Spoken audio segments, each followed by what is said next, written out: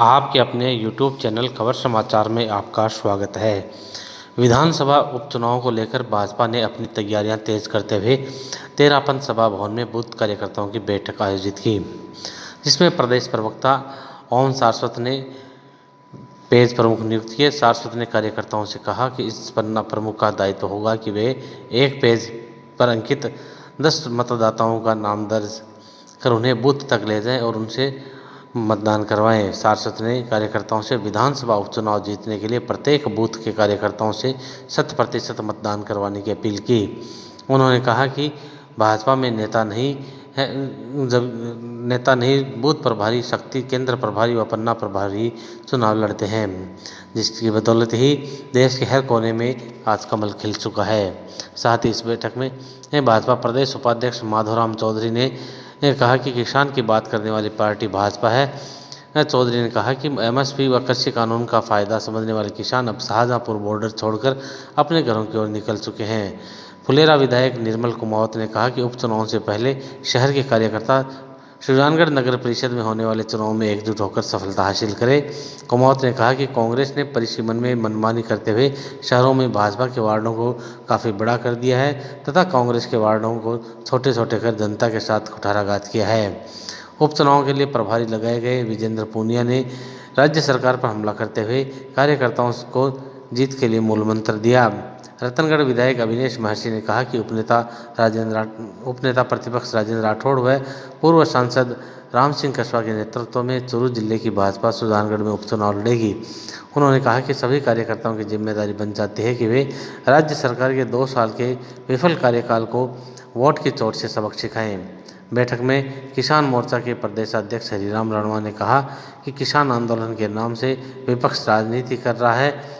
उन्होंने कहा कि मूल किसान खेतों में अपनी फसल को पानी दे रहा है, जबकि किसान की आड़ में बैठे बिचौलिए इस आंदोलन को पनपा रहे हैं। रणवा ने कहा कि केंद्र सरकार कृषि कानूनों में संशोधन करने को तैयार है।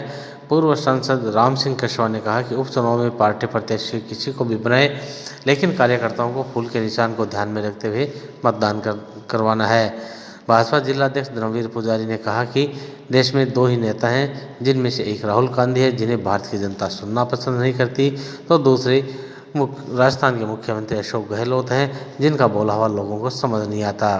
पुजारी ने कांग्रेस को नेतृत्वहीन पार्टी बताया। कार्यक्रम के अंत में पुजारी ने कार्यकर्ताओं का आभार व्यक्त किया। बैठक में वक्ताओं ने उपचुनाव जीतने के लिए रणनीति बनाई व राज्य सरकार द्वारा पूर्ववर्ती सरकार की बंद की गई जन कल्याणकारी योजनाओं को आम जन के बीच गिनाते हुए चुनाव जीतने का आह्वान किया। इस दौरान किसान मोर्चा के प्रदेशाध्यक्ष हरिराम रणवा, प्रदेश उपाध्यक्ष माधोराम चौधरी, फुलेरा विधायक निर्मल कुमावत, रतनगढ़ विधायक अविनेश महर्षि, प्रभारी विजेंद्र पूनिया, पूर्व सांसद राम सिंह कस्वा, जिलाध्यक्ष धर्मवीर पुजारी, शहर कोषाध्यक्ष पंकज गुप्ता, सह प्रभारी हरलाल सहारण, पूर्व जिलाध्यक्ष वासुदेव चावला, जिला प्रमुख वंदना आर्य, जिला प्रभारी रामगोपाल सुथार, उप जिला प्रमुख महेंद्र न्योल, नगर परिषद चुनाव प्रभारी गुमान सिंह राजपुरोहित वंचासीन थे।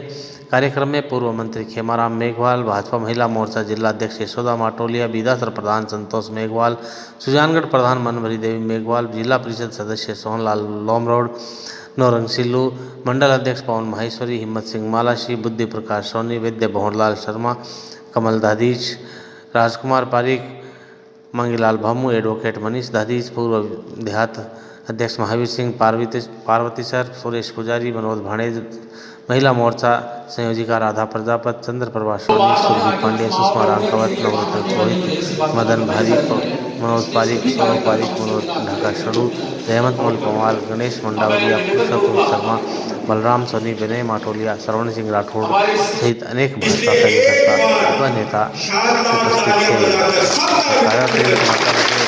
के लिए आप देखते हुए आपका पसंदीदा यूट्यूब चैनल खबर समाचार का ये कार्यकर्ता सम्मेलन था।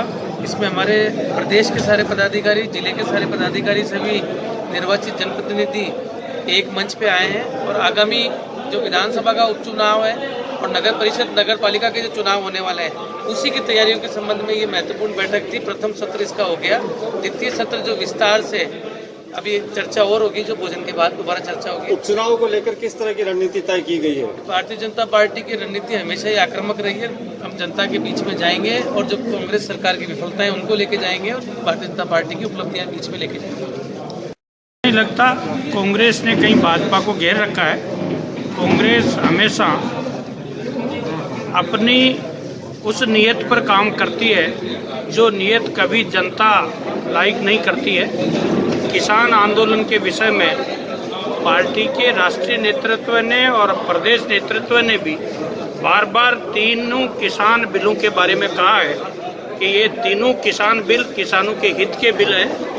कुछ राजनीतिक दल इन बिलों का अपने राजनीतिक हितों को लेकर के विरोध कर रहे हैं। भारतीय जनता पार्टी के पक्ष में राजस्थान के किसानों ने पंचायत राज चुनाव में भारतीय जनता पार्टी को जिताकर इन तीनों किसान बिल किसान हित में होने को साबित करके दिखाया है। मैं समझता हूँ किसी एक व्यक्ति के कहने से, किसी एक दल के कहने से, एक दल के कार्यकर्ता के कहने से किसी बात को साबित नहीं किया जा सकता।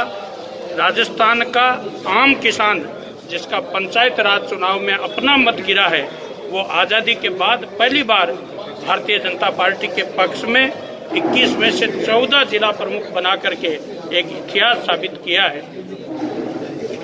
किसानों के धरने के गलत और सही का विषय तो मैं नहीं कहना चाहता, लेकिन मैं इतना जरूर जानता हूं कि जिस प्रकार के राजनीतिक लोग उस धरने में घुसे हुए हैं, किसान का मूल हित उनमें पीछे है। देश के प्रधानमंत्री जी ने बहुत स्पष्ट रूप से आग्रहपूर्वक कहा था कि इन तीनों किसानों के बिलों के संबंध में किसान संगठन खुले मन से बात करके इसमें किसी भी प्रकार का अमेंडमेंट चाहते हैं तो भारत की सरकार उसके अमेंडमेंट के लिए तैयार है। लेकिन चूंकि जिन राजनीतिक दलों को अपने छुपे हुए हित के साथ किसानों को गुमराह करने का प्रयास करना है, वो अपने काम में जुटे हुए हैं। जिला जनता पार्टी की बैठक थी, हमने प्रारंभ की और धरातल की सारी तैयारियां आज पूर्ण करने के लिए शुरुआत कर दी है। हमने पेज प्रभारी बना दिए हैं, आज उसकी नियुक्ति के लिए कार्यकर्ताओं को निर्देश दिया।